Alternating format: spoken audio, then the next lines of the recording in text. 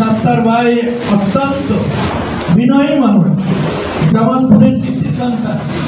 সে পাকিস্তানে বলেও সে এমপি ছিল, তার নামটা পর্যন্ত দলে রাখা হয় না।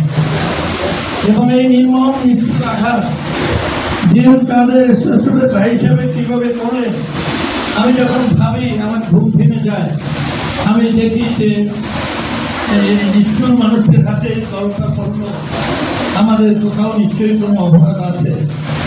মানুষ দলে লোক নিয়ে আছে, মানুষ ক্ষমতায় যাওয়ার জন্য দলকে ঐক্যবদ্ধ করে, সুসংগঠিত করে তৃণমূল পর্যায়ে দলকে নিয়ে যায় মানুষের সমর্থন আনার জন্য।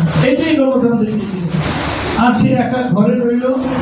এই গত 8 বছরে এসে 10,000 লোকের একটি জনসভা কোথাও করতে সাংবাদিক ভাইদেরকে আমি অনুরোধ করবো আপনারা স্মরণ করে দেখেন।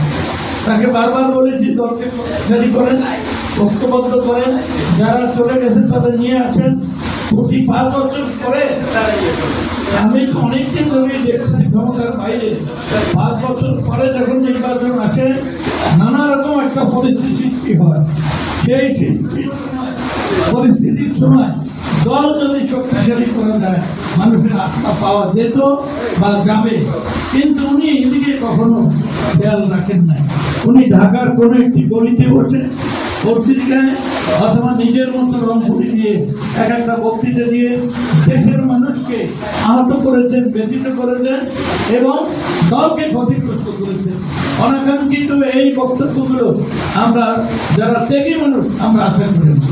তাকে ভাই হিসেবে, তাকে পার্টির চেয়ারম্যান হিসেবে অনেক করে আছে, কিন্তু আমার হৃদয় অনেক বড় ব্যথা।